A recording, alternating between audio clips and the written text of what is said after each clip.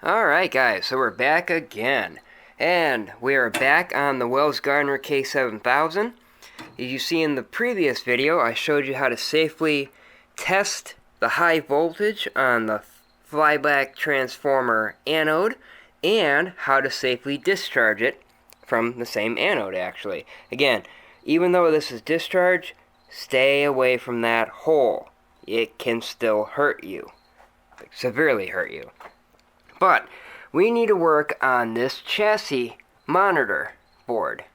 And, well, we got to take it out. So this is what I'm going to show you here. And then we're going to go ahead and start working on a couple little issues I'm thinking could be my problem. I have my doubts, but we're going to replace some parts that are bad. So we'll see if that works. I've already disconnected the power to it. This is not the appropriate way to really hook up your power, but this is how it came, and we will actually replace these to like a 2-pin, possibly even a 3-pin Molex connector, so it's actually appropriate. Same goes with this grounding wire that goes to the neck board here.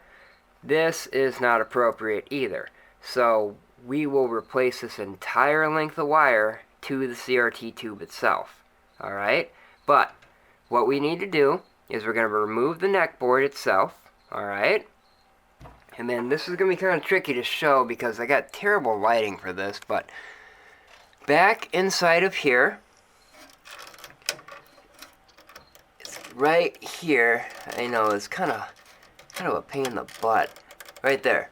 This connector here, where my finger's pointing at, that is the degaussing circuit. We need to unplug that. And then behind the flyback, which is this right here, is, let me try to reposition, right, this wire. I'm not going to be able to see the connector very well, I don't think. No, not very well, but this is your red, green, blue sink and ground that goes right to the actual, it goes right to the yoke, which is this part right here, okay? And then we disconnect the video input connector. After that's done, we just remove 2 little screws, and this whole board is going to come right out. So I'm going to set you up on a tripod, and we're going to get this taken out, get it over to the workbench, and we're going to start removing some stuff and see if we can't make it work again. Alright, we'll be right back. Alright, so we're back. Now, like I said, we need to disconnect a few connectors and wires and such. This right here, the grounding wire that goes from the actual CRT tube to the neck board, has to be disconnected. Now, normally this is one solid wire that's soldered right to the neck board, so the proper way to do it is to actually desolder the wire. Sometimes there's a little pin on the neck board that these wires are attached to and they can just unplug, but that's not the case with this one. And this is actually not the way it came. I got this monitor a couple years ago, and I got lazy, and I just cut it. But this is still not appropriate. So we're going to make it the right way, and we will replace this so it's proper. Alright? But until then, the next thing we're going to do is we're going to disconnect down here. Let's see here. Yep, yeah, you can kind of see it. See where I'm pointing? These are our video input wires from the game board. We have a ground wire, which is your black one, your white wire, which is the sink, and then you have the couplers, which is red, green, blue. Alright? Pretty simple. So just disconnect those. This bigger one's always kind of on there pretty tough. It'll vary. Sometimes they're not so tough to get off. There we are. There's that. Now the next is we're going to take off our yoke wires. Oh, that came off actually quite nicely. As you can see, these are our yoke wires, alright? And they, again, like I said, they connect right here. This is the yoke. That's the big copper piece that goes around or beyond the neck tube. Alright, now the next step is to go ahead and remove our degaussing circuit. Like that. You see that? That's our degaussing circuit. Alright? Alrighty. Next step is we're going to take this neck board off and just very carefully pull it off. You can wiggle it a little bit. Don't wiggle it very much because the pins, which you're about to see right here. Oop, I got that in the way. Sorry about that, guys. Let's see. Maybe I can zoom it in a little bit and you can kind of see what I'm talking about. Yeah, there you go. See, these pins right here is what connects to that white socket right there. Alright, so put you back down here. Now everything has been disconnected. So from here, we just need to go ahead and remove these two screws that hold the chassis board in place. And then we can take the whole PCB right out and go ahead and start working on some of the issues that I found. And again, like I mentioned before, I don't know if it's actually going to fix it or if it's going to work or not. It's just something I want to try because I found a couple of resistors on here that are just completely fried. They don't work at all. And maybe that could be causing all of our ripple effect or that like distortion issue we're having. It might not though. Gonna be honest with you, I'm still not 100% sure. It really could just turn around to be this flyback being the whole issue. But these are cheap repairs, and flybacks can cost a little bit more money than that. So we'll try this first. Alright, and that's it. That's how you remove this board. So now we're going to go over to the workbench, get some parts removed, and we'll see if maybe it works or not. So we'll be right back, and we'll see you on the bench, guys. Alrighty, so we're on the workbench, and now I've done some tinkering with this board. And there's still quite a bit of things that really need to be done, ultimately. I've had this for like over a year. This resistor right here needs to be replaced, alright? The reason being is over a year ago when I first got this and I started dinking around with it, I tested this resistor and it was faulty. It would not read at all. It's a cement resistor. It's R103 on the K7000. And R103 is a 2.7 ohm, 7 watt resistor. And at the time, I put a 2.7 ohm resistor in here. But it was a 10 watt. Okay? And the unfortunate part, because I actually do have the manual for Wells Gardner monitors, R103 in the book actually has a star symbol and an exclamation point symbol. And essentially what that's telling me is this part is very sensitive. Not sensitive as in the component's going to fry on you right away. It's more sensitive for the circuitry. It needs to be exact. If it's not exact, then issues can arise on your circuit board for your monitor. And I don't know, maybe that's part of my issue that I'm having right now. It might not be. Again, it may be the flyback. But luckily, I found a company that actually had the proper resistors. So we can replace that. And then we need to also replace R98, which is right over here. Sorry, it's really hard for me to get a good view of it. Maybe I can make some kind of an attempt here. Okay, let's zoom in a little. Gotta adjust as we go. I apologize.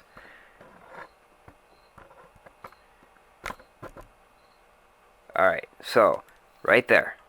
This here. Dang. There we go. That one. That blue one you see right there. That's R98. Okay? Now, R98 is a 2.2K ohm 1 watt resistor. Alright, so that's 2200 ohm 1 watt resistor. And I have a set of those. I ordered them.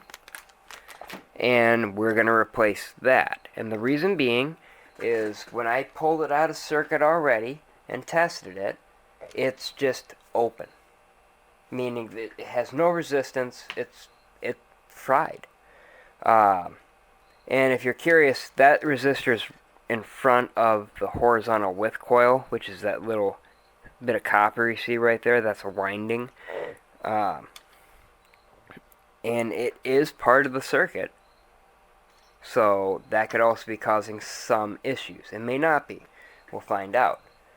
But other than that, what we need to do is first replace this one. Alright? So, like I said before, it's the proper ohms, but it is not the proper wattage, and that could potentially cause us problems. It might not, I'm not 100% sure, but if the manual from the manufacturer says this has to be a 7 watt, then we need to replace that. So what I'll do, because one of the legs is soldered directly to this little metal frame that's soldered into the board for the ground. And then on the back side,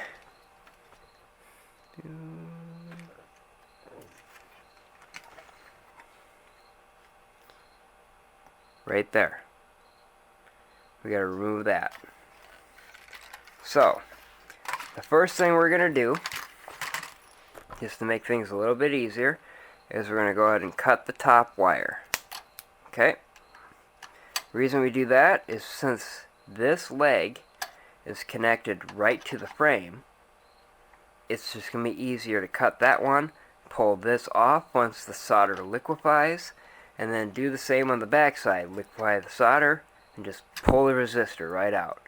And then we'll desolder, except for this. We'll just add a little extra solder, and put the new one in. Then we'll move on to the next resistor. So, I'll be right back. I'm just going to go and get all set up, and we're going to be ready to take this apart all the way. With this, it's just like most of it. You're going to grab onto the leg, and when the solder is all melted, you just pull it right off.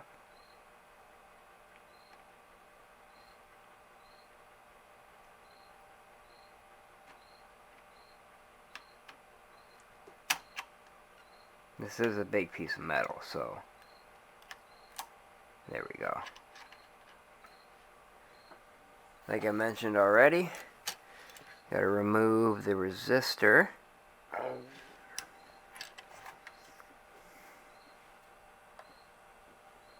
Which is that one right there. So we'll melt that pad and just pull the resistor right out. Oh, there we go.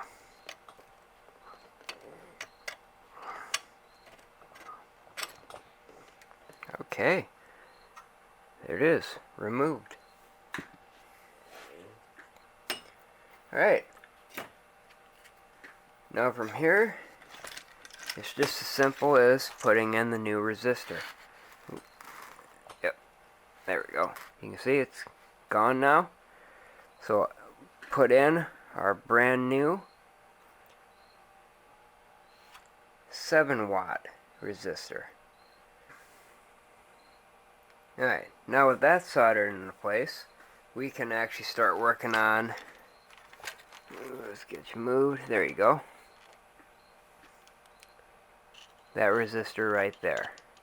Okay, the reason why the cement resistor was replaced was because, again, I put in the wrong value, and then this one is being replaced because when I pulled it out of circuit, it's already been pulled out, I just put it back in place just because it's not registering, and it's supposed to be 2200 ohms, and it's just open. So we're going to replace it with the proper size resistor.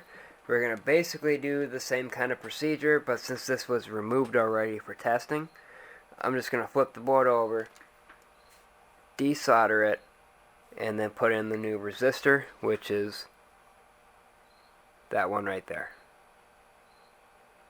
Okay. So I'm going to do that real quick and we'll be right back. Okay, as you can see here, there's the new resistor. Got that put into place. So now that I have the cement resistor and this resistor right here replaced, I'm going to go ahead and we're going to put it back into the monitor and we're going to see what happens, okay? Hopefully it takes care of all the issues and the monitor works fine, but I still have my doubts. I still kind of think this flyback's going to be our issue, but there could be something else on here going on that we haven't found yet. So let's throw it in, see what happens, and we'll take it from there.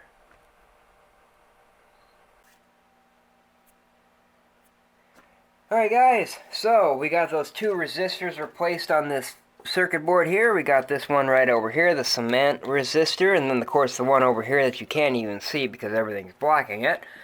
The board's in place.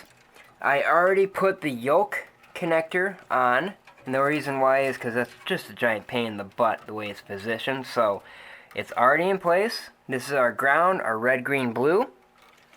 Now we're going to put the rest on. The very first thing I'm going to do is I'm going to hook this anode up. Alright, this is the high voltage flyback transformer, and it goes right there to the anode hole in the CRT. So as you can see, we got the cup. I got it folded down. You already know it's like a hook shape here. We need to try and snap that into place. It can take more than a few attempts, so just be patient with it and you'll get it in there.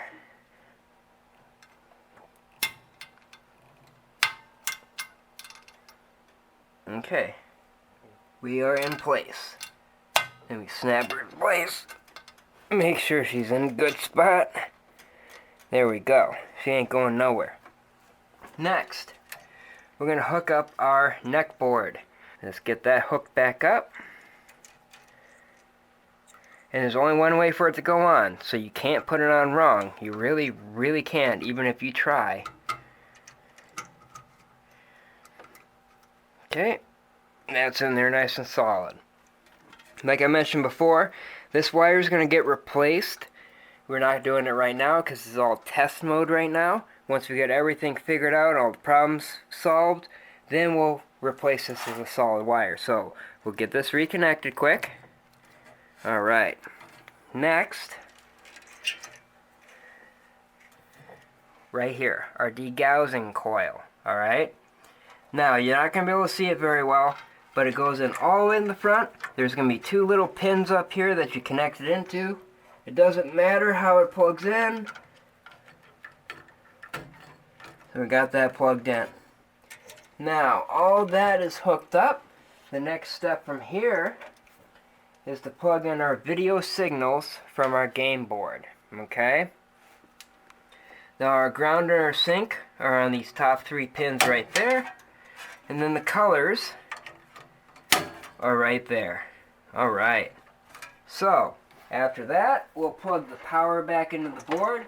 Now typically, this is going to be a Molex connector, and we will replace this with a Molex connector once we're done with all our testing. Until then, we got these quick disconnects. So the white or the neutral goes with the white or the neutral, and the black or the hot goes with the black or the hot. There we go. We have the monitor hooked up. The video signal's in. Degaussing circuit's in place. Yoke connectors in place. Neck board's in place. Grounds are in place. And the high voltage anode's in place. So now, we're going to go ahead, turn off our shop light. I apologize for the poor lighting, but there's a reason for this. I need to plug the game in, and we are going to check and see if this is a pass or a fail. Now, like I said before, this is probably going to be a fail. Reason being, I still kind of think our flyback needs to be replaced, and there may be other parts that need to be replaced as well. We're just going to test this out, see what happens. And even if it does end up failing, it'll be just the end of the video. And we'll move on to the next one and the next test. What you want to focus on is going to be back over here. You're not going to see it, okay? Because you can't see the resistor over here. But I've had other resistors I put in here literally burst into flames. So, we're going to power this up. We're going to see what happens. If that doesn't burst into flames in a few seconds of us powering it up, then we'll see how the picture looks like, okay? And if it does, well, we'll have to power it down and figure out the next step, okay? So, here we go, guys. On the count of 3. 1, 2, 3.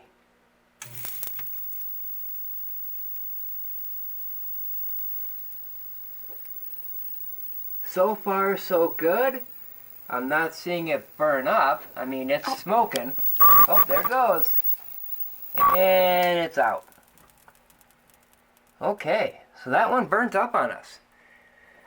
So, we gotta figure out the next step. Alright guys, so I went ahead and replaced that resistor that decided to burn up on us. And we're gonna find out if this thing's gonna start working or not. And by the way, I'm still not sure why, but I'm kind of leaning towards the reason why that resistor burnt up is because I ordered the wrong types, and you do need to have flame-proof resistors, and that one is not a flame-proof resistor, so makes sense why once it failed, it just pooped in the flames. So let's go ahead and see what happens with the original resistor in place. I'm just kind of more curious at this point if this cement resistor right over here is going to make any difference at all. So let's see what happens.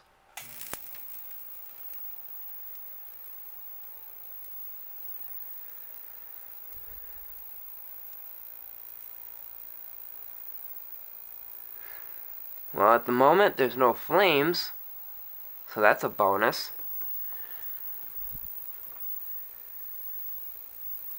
Let's see what the screen's doing in the front. Yeah, it's still doing the same thing. Have to do quite a bit of adjustment, as you can see there. Okay, so that waviness that's going from, well, the way the monitor is positioned right here, from left to right, right to left kind of thing, which is actually the vertical plane. There's something else going on in here. I mean, maybe it has something to do with the flyback. Maybe it has something to do with the, there's an IC on here that controls a lot of the vertical.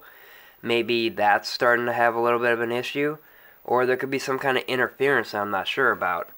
This here should just be some basic adjustments. I'm not too worried about that right now. I'm more worried about taking care of this waviness that's happening across the screen. So, unfortunately, this one is a fail for right now. I'm going to have to make a part 2. Alright, so this will be part 1 on this video. And part 2 will come out eventually here. And I'll hopefully have something figured out, or at least an idea for us to try. I'll order some extra parts, and we'll just see if anything kind of makes it work. If you guys have any ideas what could be causing this, give me a suggestion. I'll take a look into it, and we'll take it from there. Other than that, thanks for watching. I hope you enjoyed, and I'll see you on the next one, okay? Bye-bye now.